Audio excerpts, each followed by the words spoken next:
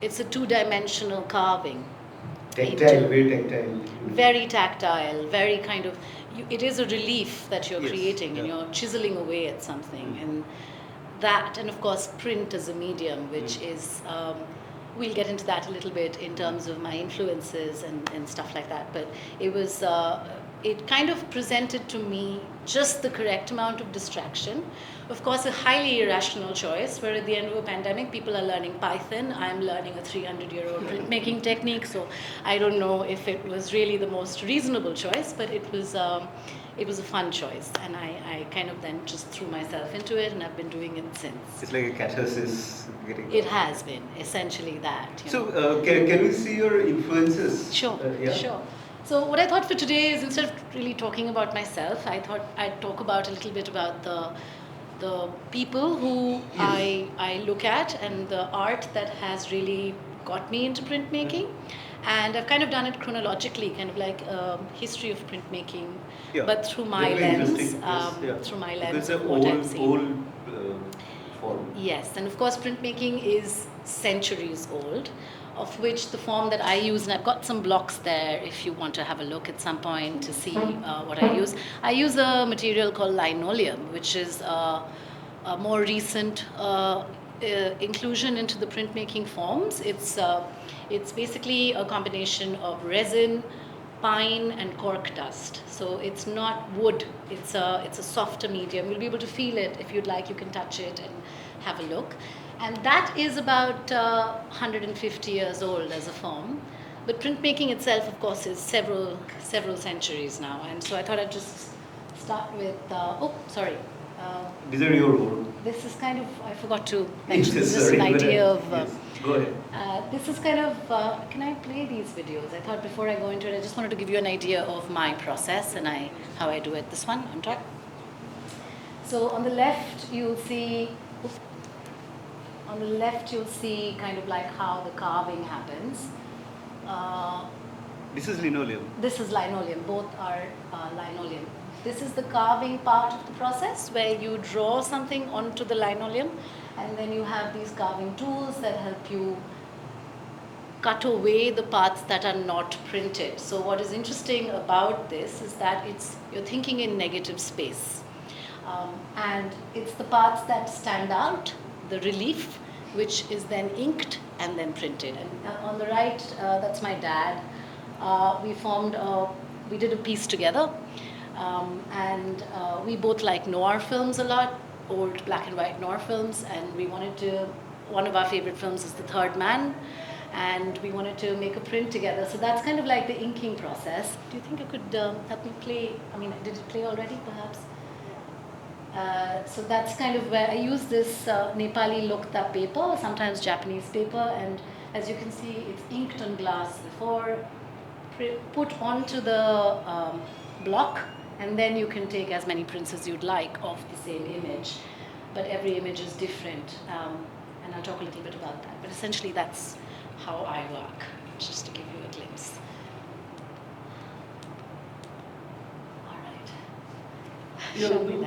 Before we go into that, you said Japanese paper and Nepali paper. Yes.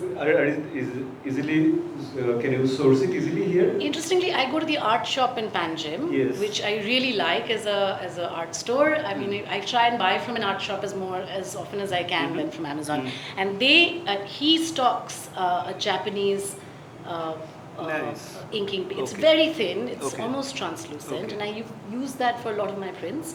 Alternatively, I go to an art shop in Calcutta, which is where I grew up in my home, and that place stocks Nepali lokta paper. So I order that in usually to work with. I mean, printmaking paper, if you're looking at Strathmore or any of this, for an Indian practicing artist, it's an expensive medium. You have. The papers are expensive, the inks are expensive. I, of course, use local inks, stuff that you get. I use this brand called Calcutta Inks, but I've been trying to source things more locally than to import them in, apart from the linoleum itself, which has to be imported. And you cannot make this linoleum in your house? I haven't found it. If any of you know of a place where I can find linoleum, please let me know. But I haven't found a local supply of linoleum. Yeah. So, shall we go Yes, please. into? Yeah. Okay, so I thought I'd just talk a little bit about the people who kind of occupy my head. I'm a student of literature. I studied literature, not art, and I taught myself to draw and paint essentially. And so 1440, I think, is when Gutenberg comes up with the printing press, and this is where we talk about kind of like technology and art. So, and my friend Arun and I have spoken about AI and art very often, and I'll come back to that at that point. But this is Dürer, and this is kind of made in 1503, as you can see, after the printing press has come into being, which revolutionizes knowledge. Before that, in the Dark Ages, in the medieval times, knowledge is something that only the aristocracy or the clergy have access to. It's all in Latin. The books are handmade. In comes Gutenberg. He democratizes knowledge. People have access to it, and it's actually the Bible that gets printed in bulk, and people start having access to that. And so a lot of the earlier woodcuts of people like Dürer are biblical references, because it's sort of what's in publication at this point. And Dürer, of course, takes the woodcut and he elevates it into what becomes the standard for European masters. Because if you see his work there, I mean, it doesn't do justice, the intricacies of his work. And he goes around to making about 1,500, 2,000 plates of woodcuts, which are just incredible in design. And so this is something I kind of started looking at and referencing. I enjoy drawing architectural spaces in my work, so I did draw a lot from Dürer.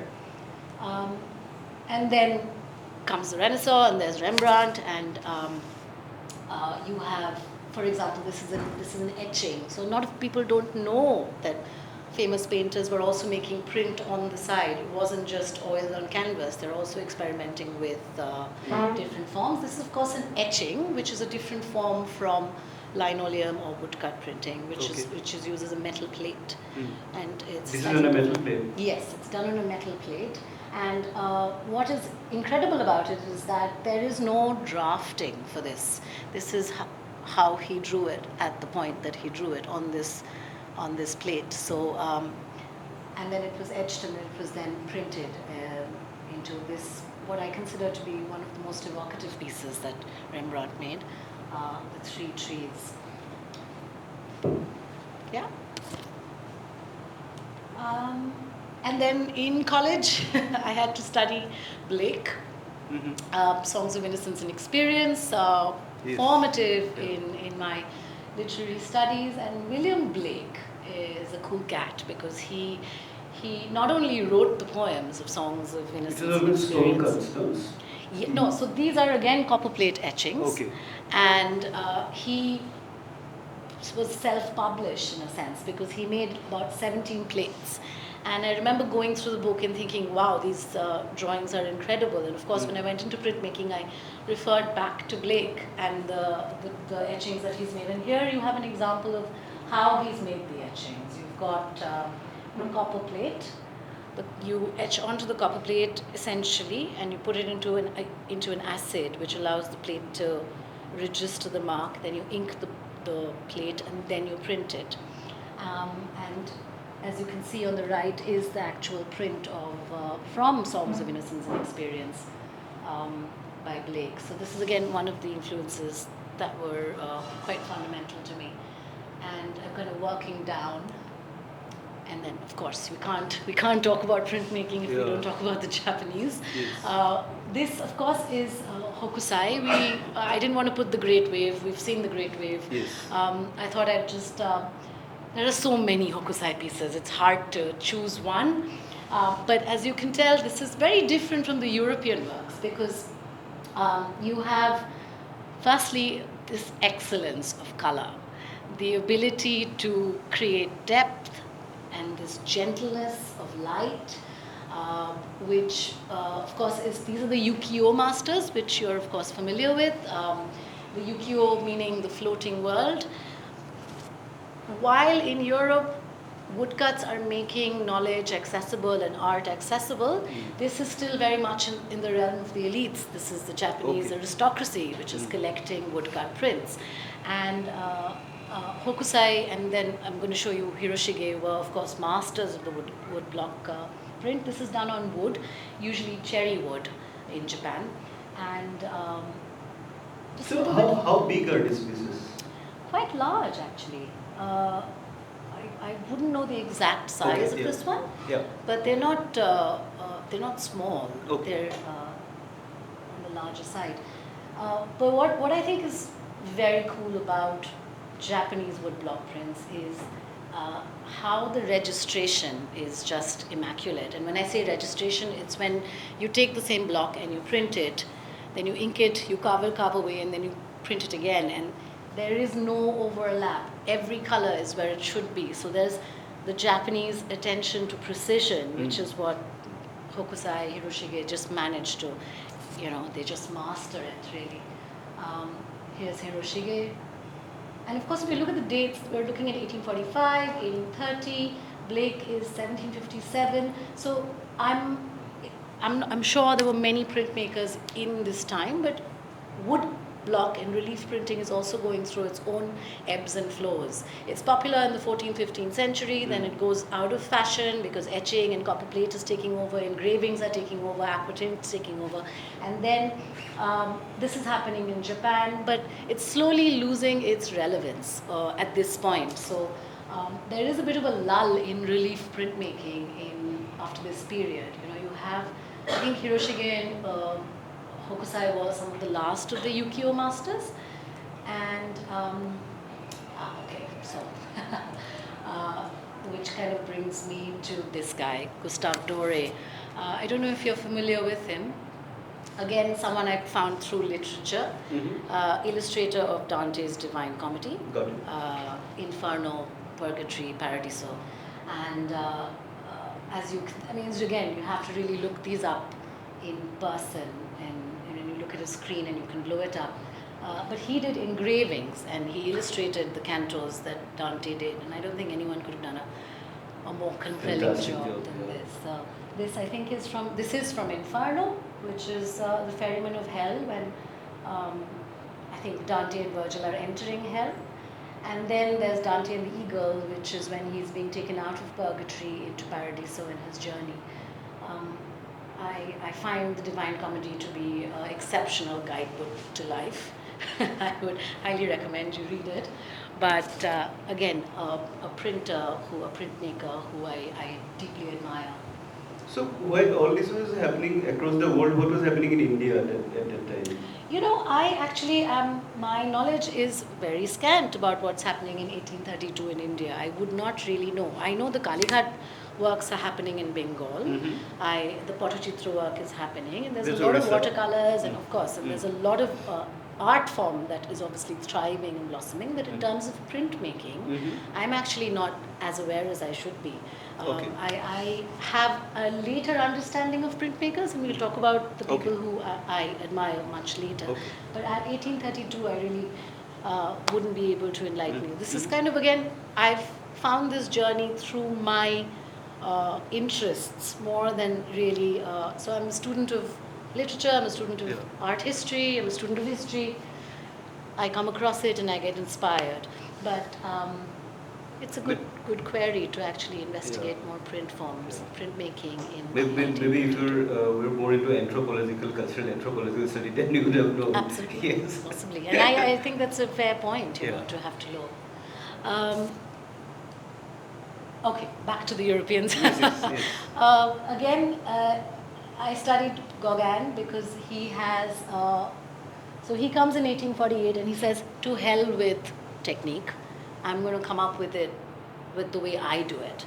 And what he does, which is again something I've studied, is he has no registration. So if you see in the Japanese art, the colors don't overlap. No. Yeah. But if you look at Gauguin's work, he did not really pay a very close attention to how he placed the print again on paper. So there is a lot of movement in color, back and forth, in and out, and every print is its own piece. and every print is different. This is obviously from the Noa Noa woodcuts, again a woodcut. He's in Tahiti at this point. Possibly not the highest reputation for character, but an incredible creative genius in his own right.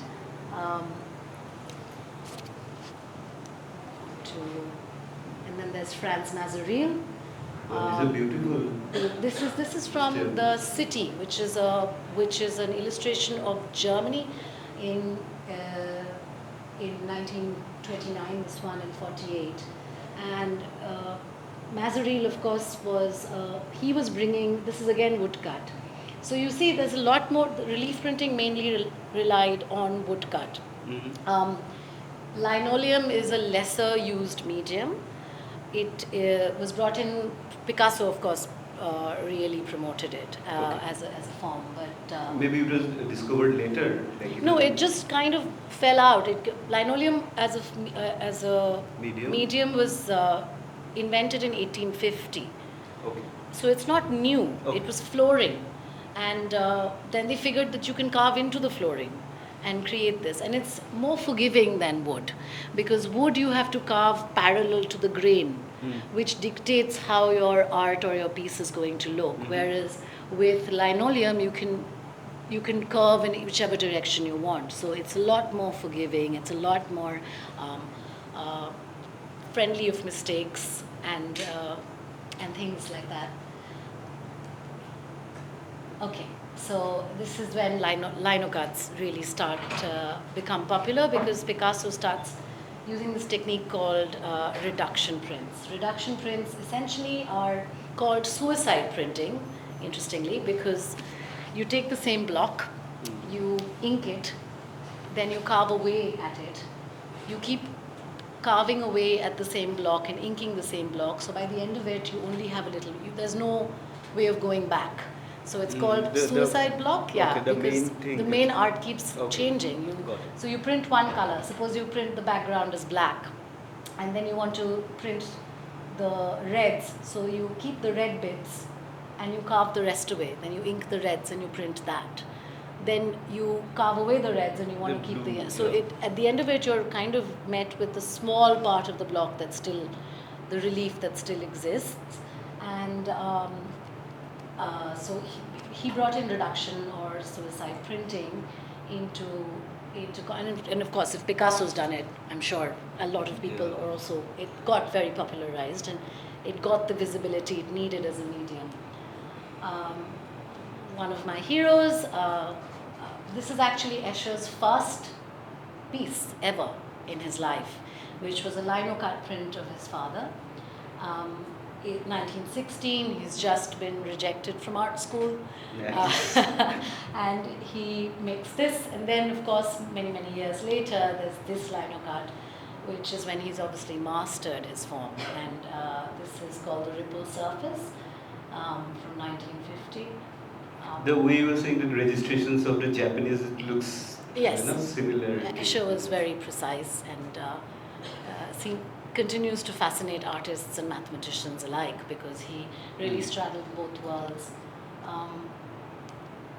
I thought I'd put up this piece by Louise Bourgeois, because she is an female artist I really enjoy, and this is kind of gives you an example of how printmaking is not just reproducing the same image over and over again, how every image is a fine art print of itself, because as you can see the image is the same, and if you recall Warhol's Marilyn screen prints, they're Marilyn's faces, but they're all different, and that is really the beauty of printmaking, because each of these pieces are done by hand. It's carved by hand, it's either in a machine or printed, hand printed, like I do all my prints hand printed, so you put the paper on top and you push and you use a spoon or the back of a old school paperweight and you get the print in. So there are parts which are splotchier, there are parts where there's white, which is kind of called the noise, background noise, and every print is different.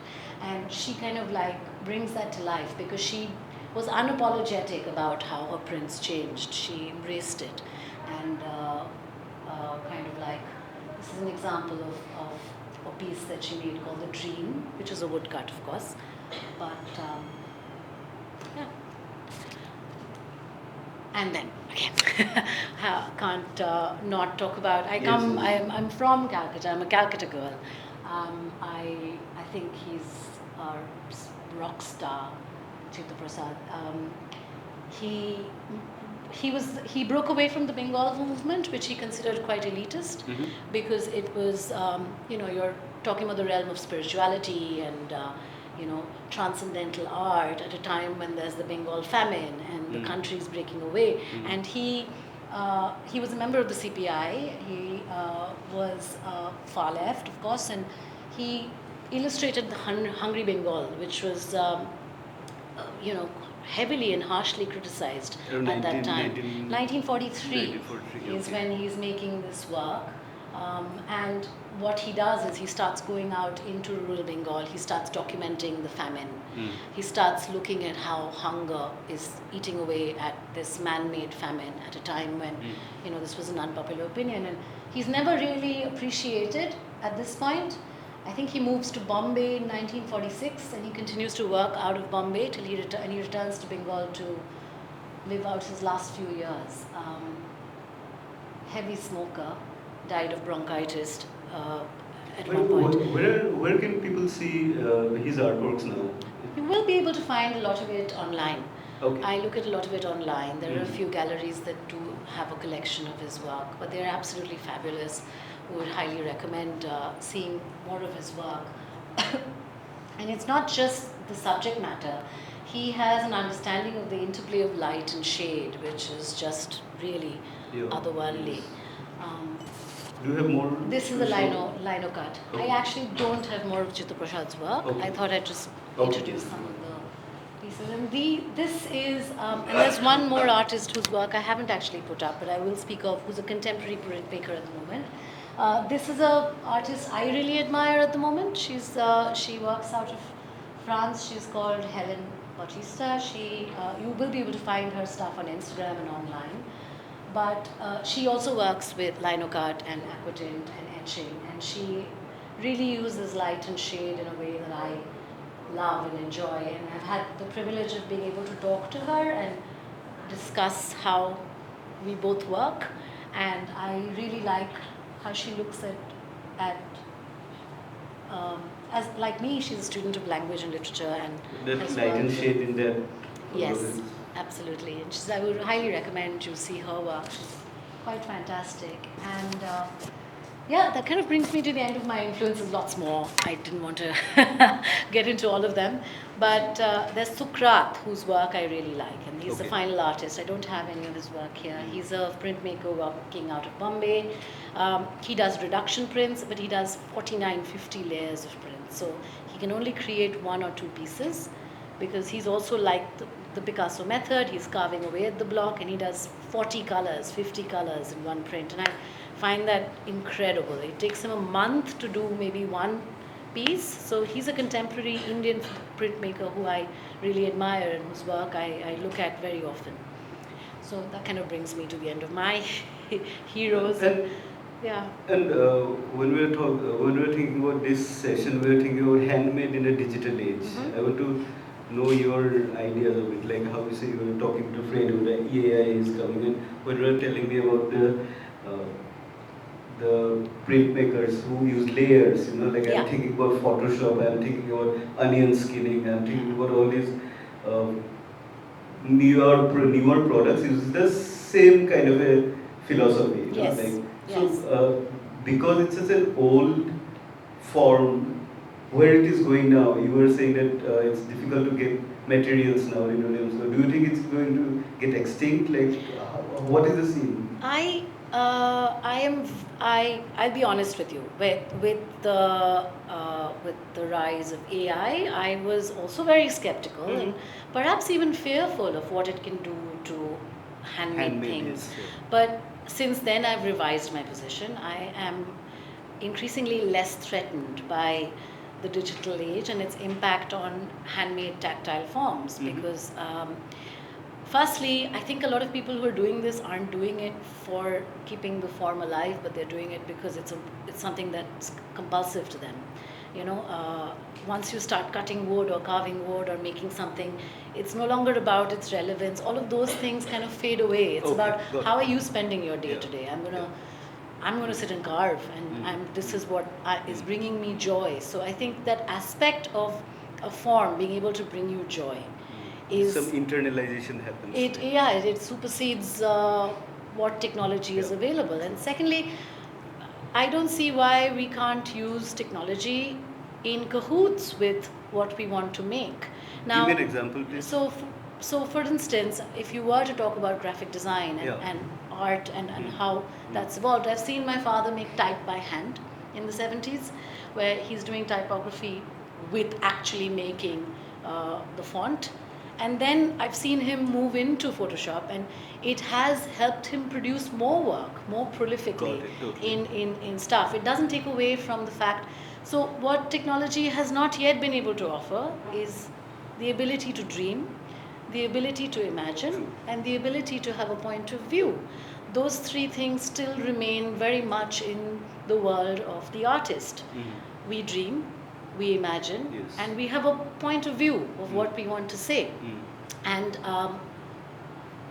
AI, tech, new devices, they only allow for perhaps in our work becoming faster, in an ability to provide a stimuli which can make you create different kinds of work. So it really isn't a threat, because if you look at everything, it would have been a threat. I mean, if I look back at the printing press again in 1440, the elites would have thought, that to hell with it, they're going to now know all our secrets, But, go ahead, sorry. No, so then when you said William Blake, he was writing poems cutting on stone. Yeah.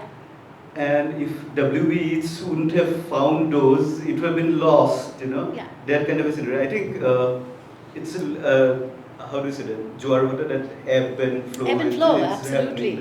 Absolutely. So I'm no longer threatened by technology. I think it's something you can use, and you can also ignore should you not want to go down that road.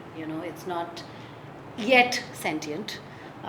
And we wait to see how that happens. So with all the love for printmaking, where are you taking it? What are your new projects? Anything on these lines? Sure. I mean, I am going to be sticking to printmaking for a while. I don't know if I would associate as a printmaker. I like to think of using the word an artist, because I don't know if I'll be doing printing 10 years later. Who knows what I'll get obsessed with. But at the moment, I really love printing and printmaking, and I am working on my first solo show, which is in collaboration with Seagull Foundation for the Arts. It's the 100th year centenary of Bengali feminist activist Maheshwara Devi. And Maheshwara Devi wrote some of the most scathing pieces in defense of the oppressed women, Dalits, people who were the poorest of the poor, at a time when India is now a new country. India is rising, but there's this absolutely neglected class of people who are fighting back, and she documented their fight. And I'm illustrating a set of her stories called Breast Stories, which has been translated by Gayatri Spivak, and that's culminating in a publication of the prints and the stories, and then an exhibition. For which, like, Chitta Prasad coming back. I would not presume to be anywhere close to that, but yes, it's quite a fun project. Yeah, it would be. I would like to open up to the audience if they want to ask something, any observations, questions. Yes. Yeah, I want to know whether the blocks are preserved anywhere. Who's my blocks, or blocks in general? Oh yeah, I think a lot of the blocks are preserved. Yeah. I don't know. It's a good question. In galleries, you could see sometimes blocks of actual works. A lot of the stuff from the medieval period are probably lost. But the Japanese wood blocks, I'm certain you will probably find Preserved, right? would probably be preserved, yes. Alright, and the other question I had was about etching. Not quite sure how that works. So that's acid on. Me on neither metal. actually, but I'll try and I'll try and tell you the little that I know, if I can, because I've seen Sukrat, the artist I was talking about earlier. Yeah. He does etchings, and essentially you have a copper plate. You have a particular tool that allows you to make fine engravings into the copper plate. So you draw directly onto the plate with the tool. It's hard to see, so it's kind of like very fine etching. Then you take the plate and you dip it in this emulsion, which is a particular acid, which allows for the grain to get more sort of embossed on the copper plate. And then you bring the plate out, you ink the plate, and you ink it quite extensively. You spend quite a bit of time putting ink on it and making sure that it's uniformly spread. Then you put the plate underneath, you put paper that you want it to be printed on, and then you run it through a press or you hand print it, and you derive a print. This is a single color. So every color could be the process. As far as I know, copper plate is a single color process. Yeah. You do etching on glass also. Not that I am aware of. I don't mean you, but etching Perhaps. is also done on glass. Is it? I actually haven't seen one. Ah. That's cool. Okay, I'll check it out. You can give it to. No. Please tell everybody. Now you get something like etching paper, Yeah. which is like I think 2 or 3 layers of paper. The top layer is black, Mm-hmm. and depending on what colors you're using, all 3 are kind of stuck together. So when you carve the black, what's underneath sort of comes through. Like a black point. Yeah. Yeah, scratchboard. Charles Yeah. Burns. Yeah, We've yeah. spoken about Charles Burns. He's this comic book artist who uses this particular technique. Yeah.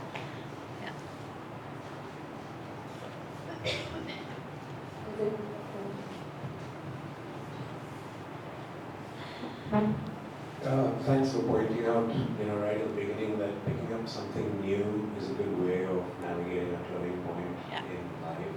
Yeah. We've just been talking about how works are generated, but if we had to slow down just the process of the creation of an artwork, right from the time, say, you got the brief from the Shakti crew to how many days you spend thinking about it, to how many drafts you go through, and then I just want to get a better sense of the process, because there's something about the process of line cut that just seems, it just it can be very intriguing, but I'm just curious about how long that stretches out in phases for one Sure. artwork. Sure. I'm glad you asked. I lost my mind while making the artwork. So yes, it was.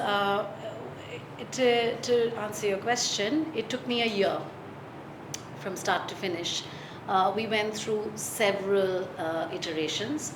If I go back to the piece, just to give you an understanding of, as you can see, there are these eyes in the sky. And that, I think, took me 6 months to do perfectly, because it's a radial symmetry. It's also, every eye is drawn independently. So the actual concept went back and forth with the band for 2-3 months, because we did many versions of east west. The moon was going to be a moonrise, but going to be a sunrise. We kind of spoke about that. The details in the foreground, what animals we need to use, what we don't, what signifies what, all of those details were really deliberated upon. And then I went about the business of creating the elements one by one.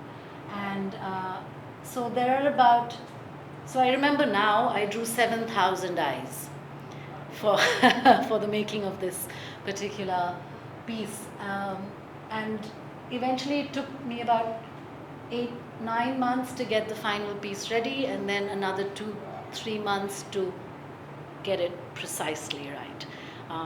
And then it went to the team, the design team, who put it together as the vinyl. So the process is exacting.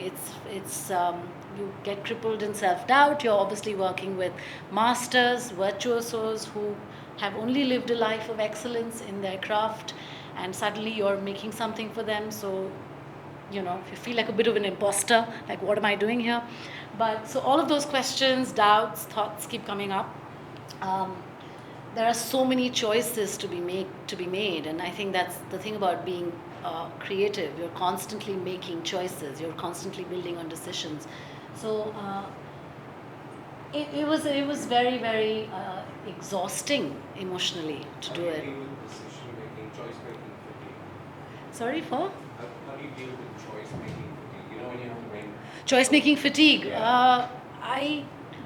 I don't know, actually. It's an interesting way to think about it. I think I go with the gut eventually. If there's something that is something I'm unsure of, I would go with, I kind of zone out. I look at something, I blur it when I'm looking at it, and I think, okay, maybe I should stick to this, and I then rely on instinct if I'm stuck and I can't figure it out. Yeah. Thanks.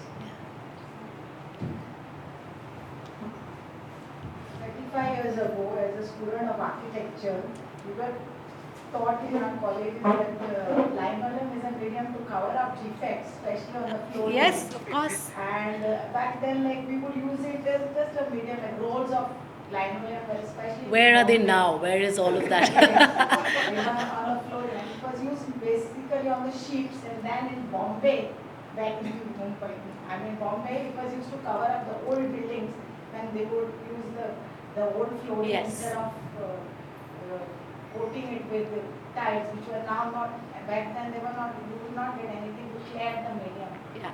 the flooring.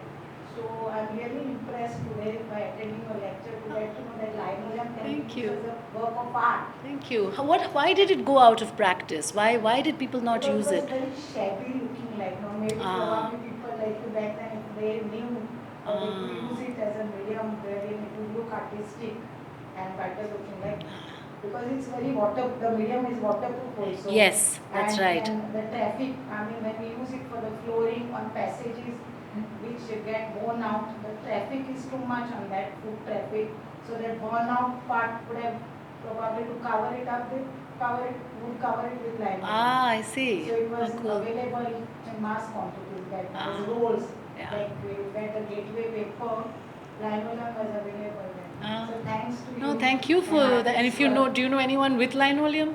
At the moment, okay. Just Trying to checking. source it, Just checking. Thank you. Thank you. Yeah. Educating. Thank you. I think. I also have one question. Yes, of course. While you were talking about so many different influences and the way you talk itself, it shows a certain amount of clarity on your intersection sort of a practice, because you also mentioned there's history, there's art history, and then there's literature, and then you moved on to Mahashika, where it has so many intersections, so many things. And I just wanted to understand how important to you is it as an artist to have that sort of coming together of so many different disciplines and doctrines, and how does that sort of enable you to create what you create? It is everything to me.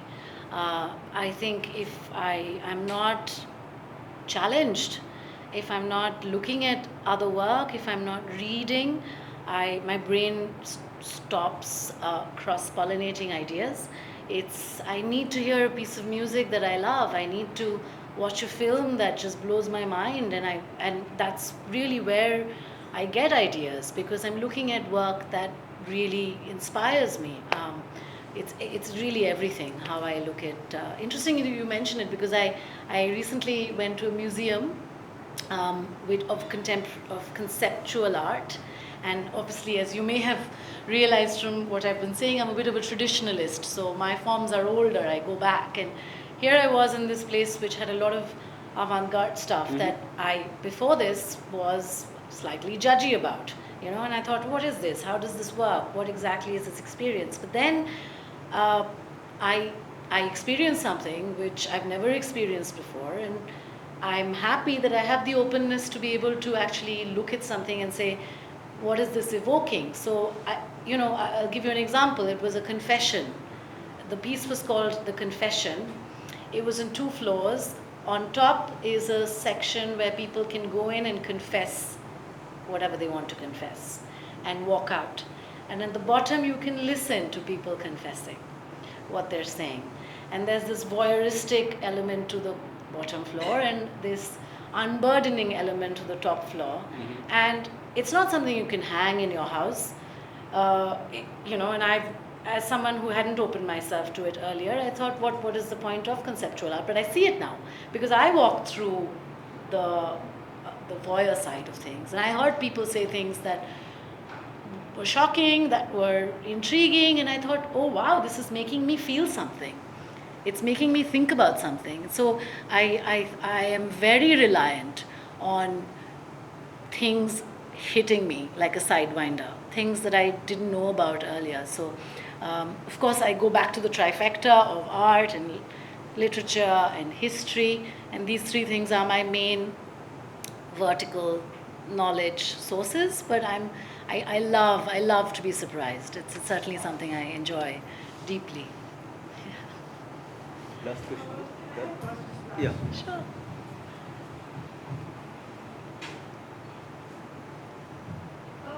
Do you find it difficult to create the order?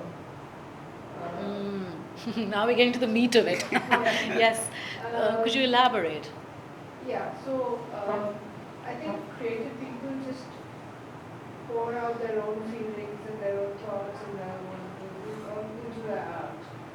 But when you're given a brief like this, you have to do it within certain boxes, parameters, Yes. somebody else's view, somebody else's final approval. Yes. How difficult is that to deal with it? How do you deal with it? This is a new experience for me actually. So Shakti happened in this artwork happened in 2023, which I would consider to be my most, the biggest commission I had gotten for my work then. And I was lucky because the band didn't get involved in the creating of it. They had a blind trust for what I was coming up with. If they liked it, they liked it. If they didn't like it, it went away and they said, do it again. So, so this was interesting. But since this won the Grammy, I've had the opportunity to do a lot more commercial creative work, and I've had to be discerning about the work that I can do. And I've struggled a little bit with the idea of turning something that I've been doing since I was 4 into a source of income. There was a part of me that was like, maybe it'll corrupt it, because I've had agency till commercial work comes about. By day I'm an academic. I work in the social sector. I have never wanted to make money from my art. And then it just so happens now I'm working on commissions, which so again at very early on into the time when I started getting work, I decided that I would only do work that I found some meaning or relevance to, which has protected me to some extent. And I also speak to the people commissioning. Unfortunately, I feel bad for them. I don't know why they give me the work, because I keep telling them I want to do it the way I want to do it. So I kind of lay that down as a prerequisite before I get into any work. And if they're comfortable with that, that allows me the agency that I have to create it. Of course, there are parameters. I am creating a vinyl cover. So there is a size dimension, there's a band aesthetic, or even if you see on the left, the blue piece is a commission for a Japanese bar in Bombay called Idoru, which wanted me to work with shibari, which is kind of the old Japanese rope bondage, kinbaku shibari. Now I'm very interested in Japanese art. I wanted to explore this as a challenge to see. Here I am illustrating women unbound from Mahashta Devi, and then there's women bound. And as a woman, where I'm positioned, it was an interesting challenge for me. So again, I told Anil, who I'm working with, that you cannot tell me how I'm going to do this. I'm just going to do this, and are you okay with that? And he was cool enough to say yes. So, that's how I kind of manage it at the moment. I take up work I like and work I can make, I think, and I say no to a lot of stuff very often. Yeah. All right, thank you. You're welcome. Thank you.